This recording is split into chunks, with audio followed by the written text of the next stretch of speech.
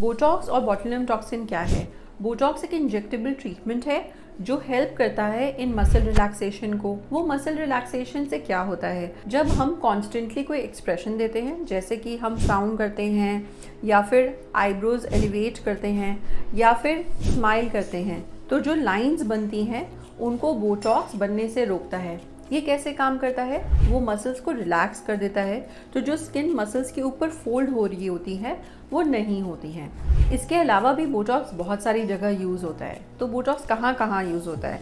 Frown lines correct करने के लिए, फोरहेड लाइंस करेक्ट करने के लिए, क्रोज फीट के लिए, यहाँ पे एक मसल होती है नेजालिस जिनसे बनी लाइंस बनते हैं, उनको करेक्ट करने के लिए, एला या फ्लेयरिंग ऑफ नोज़, जब हम गुस्सा आता है और नाक फुलाते हैं उसको करेक्ट करने के लिए, टिप ऑफ नोज़ को एलिवेट करने के लिए, नाक को हल्का सा ऊपर करने के लिए, लिप्स के अराउंड बारकोड लाइंस बनती हैं उनको करेक्ट करने के लिए, और लिप फ्लिप करने के लिए, यानी हल्का सा लिप को ऊंचा करने के लिए ताकि जब हम स्माइल करें वो एकदम फ्लैटन आउट ना हो। इसके अलावा बोटॉक्स गमी स्माइल के लिए भी यूज़ होता है। गमी स्माइल के लिए हम इंजेक्ट करते हैं जब हम स्माइल करते हैं और हमारे पूरा गम्स और दांत दिखते हैं, उनको करेक्ट करने के लिए भी बोटॉक्स यूज़ होता है। इसके अलावा बोटॉक्स डिप्रेसर्स ऑफ फेस के लिए यूज़ होता है। डिप्रेसर्स ऑफ फेस क्या होते हैं? जो हमारे फेस को नीचे खींचती हैं मसल्स और पुल डाउन करती हैं। वो कौन कौन सी मसल्स होती हैं? एक होती है डिप्रेसर एंगुलाई ऑरिस, DAO कहते हैं हम उसको। जब हम बोटॉक्स को वहाँ पे इंजेक्ट करते हैं तो वो ये कॉर्नर ऑफ लिप को नीचे खींचने से रोकता है। इसके अलावा एक प्लैटिज्मा मसल होती है जो पूरी हमारी आती है और हर डिप्रेसर से कनेक्ट हो जाती है। जब हम उसको इंजेक्ट करते हैं तो बोटॉक्स उसको भी रिलैक्स करता है और पुलिंग डाउन ऑफ फेस को कम करता है।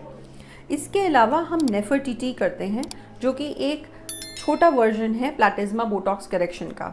इसके अलावा हम जॉ लाइन स्लिमिंग भी कर सकते हैं। यहाँ पे एक मसल होती है जिसको हम कहते हैं मैसेटर।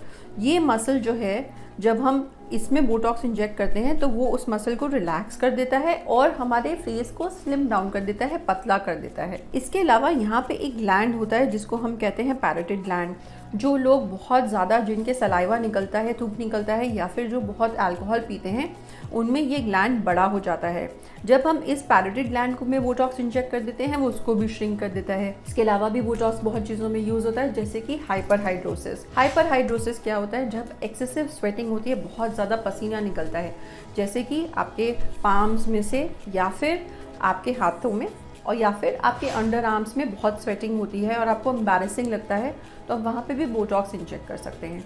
बोटॉक्स का ड्यूरेशन क्या है? अलग अलग तरह के ब्रांड्स आते हैं जो एनीवेयर फ्रॉम 3 से 6 महीने तक काम करते हैं, उसके बाद फिर से इंजेक्ट कराना पड़ता है। मतलब कि आप बोटॉक्स साल में 2 बारी करा सकते हैं या फिर 3 बारी करा सकते हैं, डिपेंडिंग अपॉन आपको क्या चाहिए। बोटॉक्स प्रिकॉशनरी है, यानी कि जब लाइंस एंड रिंकल्स बनने शुरू हो उनसे पहले कराना है ताकि वो और डीप ना हो। एक बारी वो डीप हो गए तो उसके बाद हमारे पास और तरीके हैं वो करेक्ट करने के लिए, बट बोटॉक्स उनमें बहुत हेल्प नहीं करता। बोटॉक्स पहले ही स्टार्ट कराना चाहिए। अगर आपको दिखता है आपके माताजी पिताजी के बहुत डीप लाइंस एंड रिंकल्स हैं, तो आपको सोचना चाहिए कि आप लेट 20s में, अर्ली 30s में बोटॉक्स स्टार्ट करा सकते हैं। अगर आप 40s में 50s में भी हैं और आपकी लाइनें डीप हो गई हैं तो भी वो उनको और डीप होने से रोकेगा, रिंकल्स को और बढ़ने से रोकेगा, बट जो बन गए हैं उनको एक एक्सटेंट तक ही करेक्ट करेगा। बहुत सेफ ट्रीटमेंट है, दुनिया में वर्ल्ड वाइड कॉमनेस्ट ट्रीटमेंट है करने के लिए। बहुत क्विक होता है, 15-20 मिनट में इंजेक्ट हो जाता है, लिटरली पेनलेस होता है, 10 मिनट में सारे इंजेक्शन ख़त्म हो जाते हैं।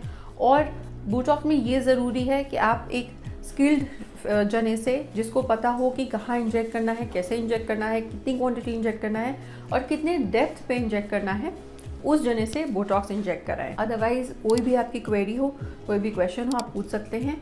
और हमारी वीडियो को लाइक करें और सब्सक्राइब करें।